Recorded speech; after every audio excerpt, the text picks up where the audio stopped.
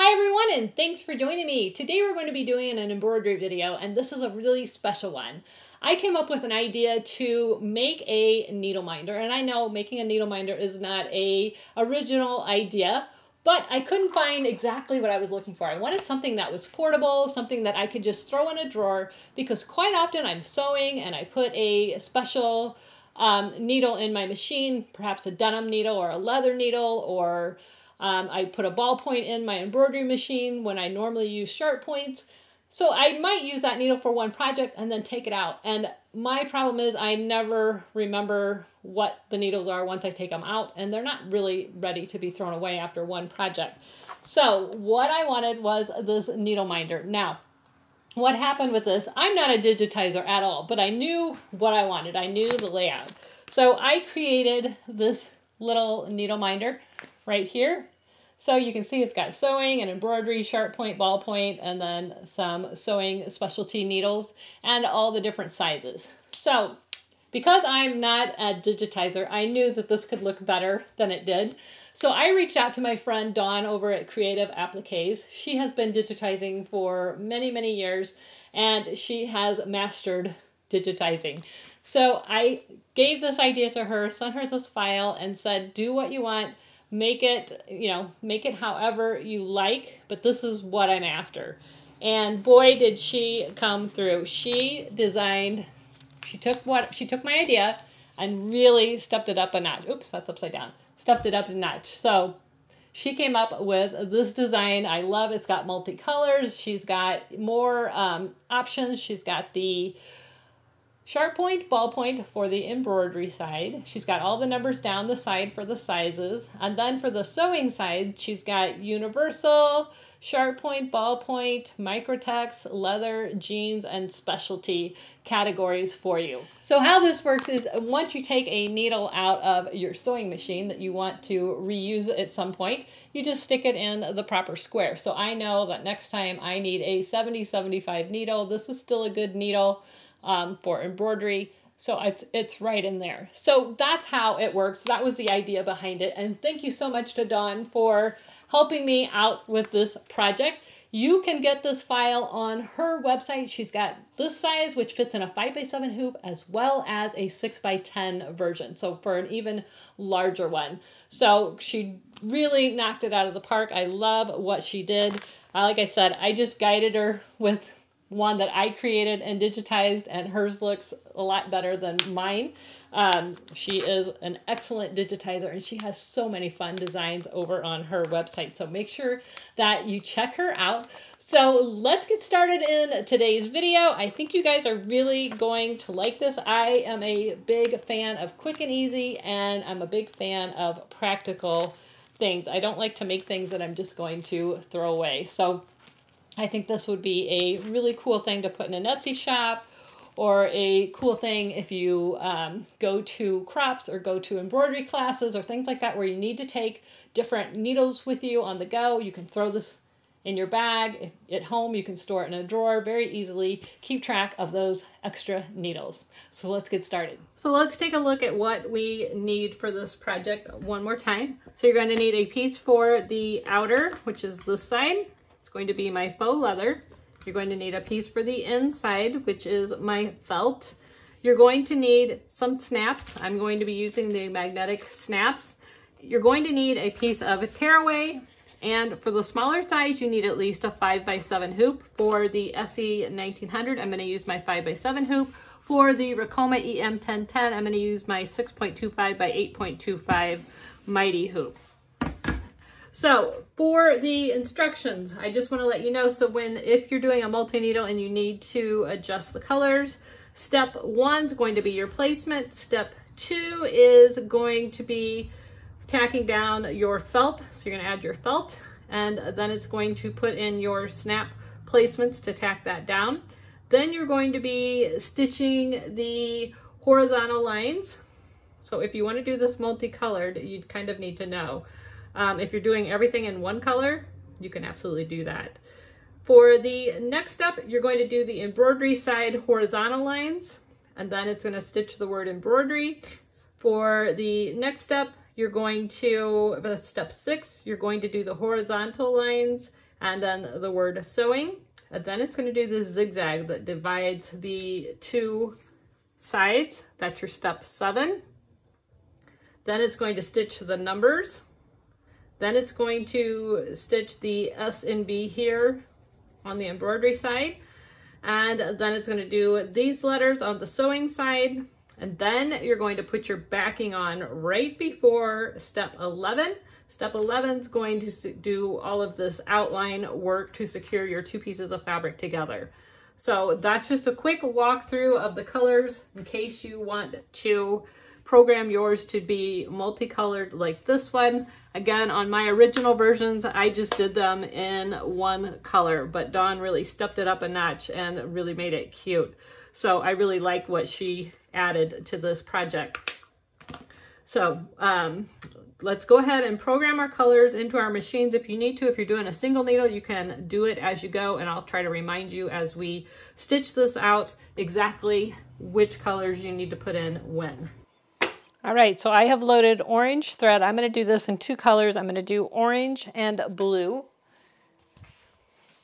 We're going to go ahead and stitch the very first step.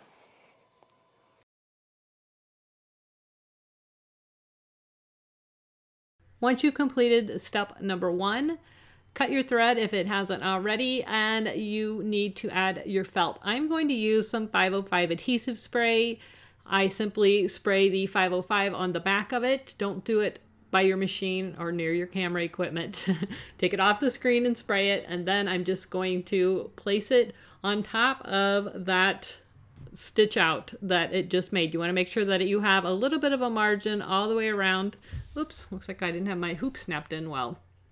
But make sure that you cover the stitch out, the placement stitch, with the felt and have a little bit of a margin all the way around. Now you can add the optional water-soluble stabilizer. I do recommend that you use it. It does help keep those stitches from sinking down into the felt. I did add it. I didn't catch that on camera.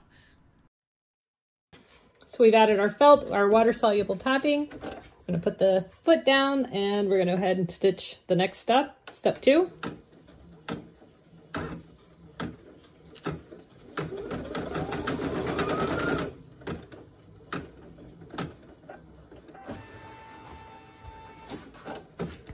Step 2 is going to be stitching the little circles that are going to be the placement for your snaps, and that also provides tack down for this felt.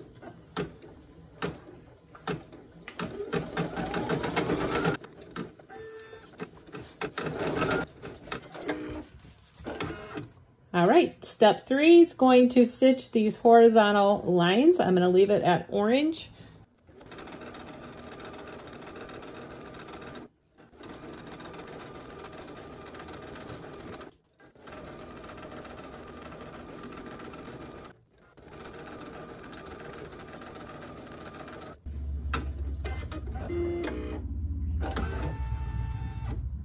Okay, I'm going to pause right here and trim up these jump stitches just to get them out of our way. Okay, next it's going to stitch the horizontal lines on the embroidery side only. Let that go ahead.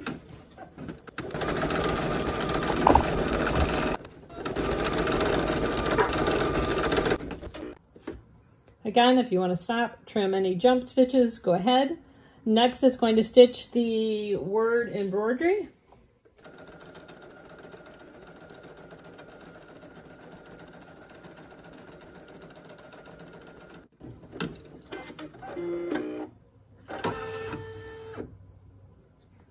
All right, so now we're ready for step number 6, and we're going to start working on the sewing side. So if you want to change your threads, go ahead, your colors. I'm going to go ahead and switch this out to blue. Now we're on step 6. It's going to do these vertical lines and the word sewing.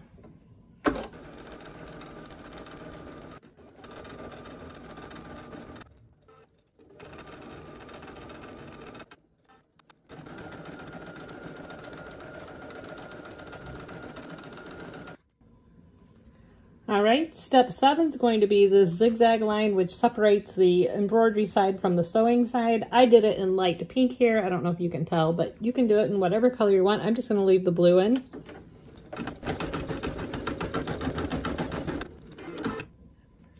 Step 8 is going to be the numbers. Again, I'm going to leave the blue in.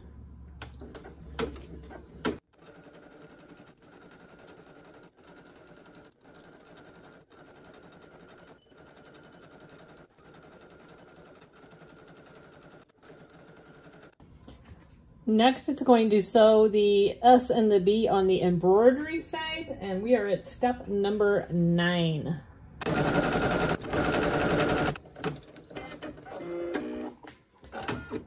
Now we're going to stitch the sewing side letters out. I'm going to change my thread back to the orange.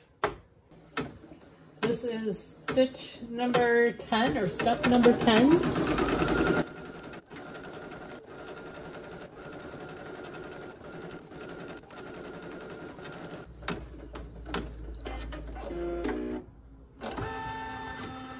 All right, we're ready for the last step. So before we do that, we need to add our faux leather. So I'm going to remove it from the hoop. Or not remove it from the hoop, but remove it from the machine. You're going to turn it over. You can clean up these stitches. And then I'm going to spray the back of my faux leather off camera using the 505 spray.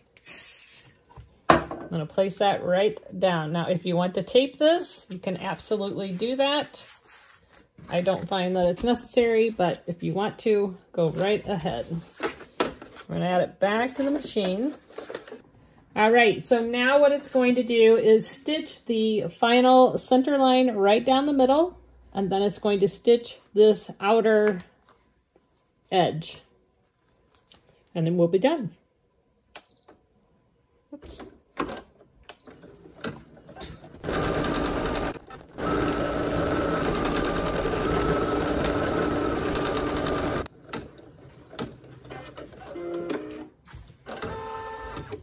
All right, the embroidery part is done. We're going to remove it from the machine. Go ahead and trim up all your jump stitches, remove your water-soluble topping, clean up the back, and then I'll show you how to put the snaps on. While you're cleaning that up, I just wanted to show you that I also stitched this on my Racoma EM1010 multi-needle. As you can see, it's much easier when you're working with multiple colors, much faster. Trims all those trims, so just made it so much easier and so much faster. I do prefer to use the multi-needle when I am changing thread colors a lot. I did have a couple thread breaks here, so that's what you're seeing. My hands keep coming in there, but other than that, it stitched really well, really quickly on the EM1010. So I've got this one already prepped, but we need to do this. So you can see I've just removed my tearaway. I just ripped it away. You want to remove all of your water-soluble topping. And then what you're going to do, I like to use a ruler that has an 1/8 of an inch mark. So you see this light blue mark? That is an 1/8 of an inch. So I will take that 1/8 of an inch and put the top line right inside that 1/8 of an inch. That way I know it's straight, and then I can trim it. So I'm going to do that all the way around, trimming an 1/8 of an inch away from the outer margin. And I like to use a rotary cutter. It just makes it so easy to get nice, straight, even cuts.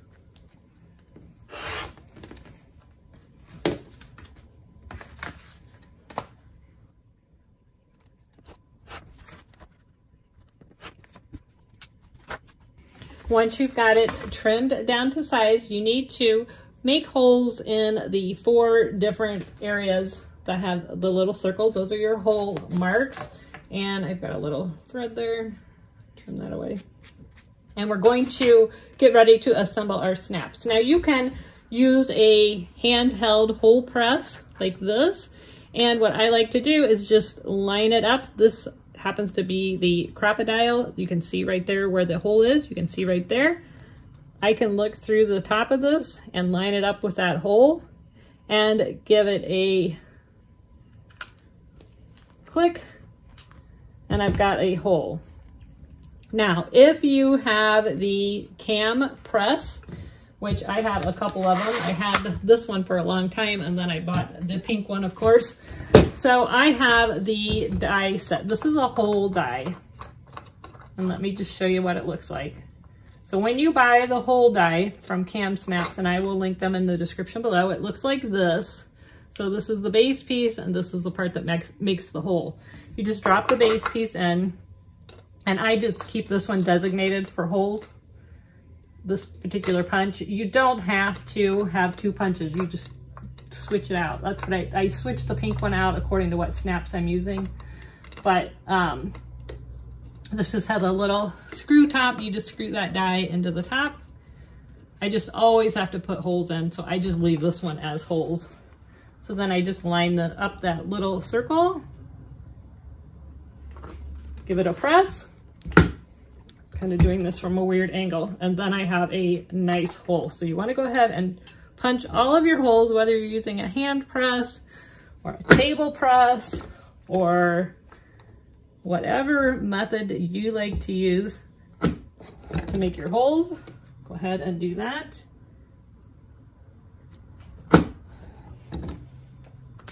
Since I was going to show you the Cam Snap magnetic snaps, I thought I would show you the hole punch too.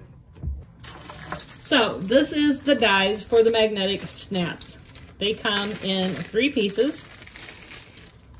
You have the bottom piece. You can always tell the bottom from the top pieces because the top pieces have the threads in them so that they can be threaded in. So you have 1 threaded piece, and this works for both ends of the snaps. So you have 1 threaded piece, you put that in the top.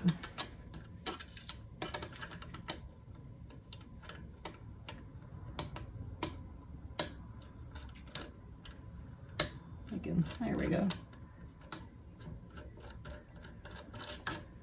So you just thread that in there, and then you have 2 pieces. You have one that has a little nib in it, that is your male piece, and then you have one that has an indentation, that's the female piece. So whichever one you want to do first, I'm going to put the female piece in, and then you have your snaps.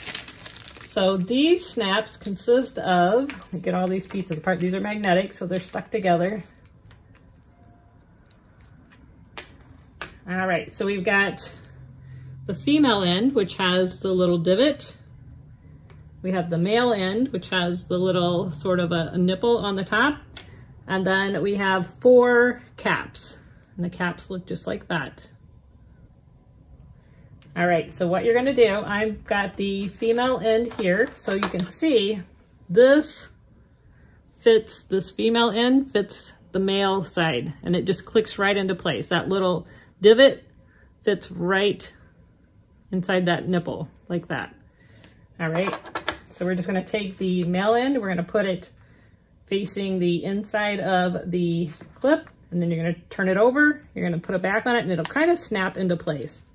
We're gonna do the same thing on the other side, use the male one, turn it over, clip, just like that. I'm gonna do the same thing on this one. I'm gonna put the, well, we'll just stick with this one. So we've got that done. So we're gonna take this little divot, put it right inside that. Make sure you can see, and give it a press. And you can kind of feel it click right into place. All right, so we've got those snaps into place. Now we need to do the same thing on this side, except for this time we're gonna use the female end of the snap. Put the back on, female end, snap the back on. So then you can see this female end will go to the male end, just like that. All right, so we got to switch this out. Just let that right on top. And it's magnetic, so sometimes it sticks to that die. And there you can see we've got our magnetic snaps right in place. And just like that, we have our super cute needle minder. Finished needle minders. Aren't these so cute? They're so easy to make. And I just wanted to show you the finished product inside. So you can see you have, make sure I'm looking at this right. So you have, for embroidery, you have sharp point, ball point for sewing, or you could use this for, if you have a domestic embroidery machine, you could have universal, sharp point, ball point, microtex, leather, jeans, and specialty. So you can make this and keep track of all those needles so that I know for me, I take it out and I stick it in my needle tray, or I stick it somewhere and I think, oh, I'll remember. And then I walk away from my machine and I forget about putting it back in if I've switched it out for something special.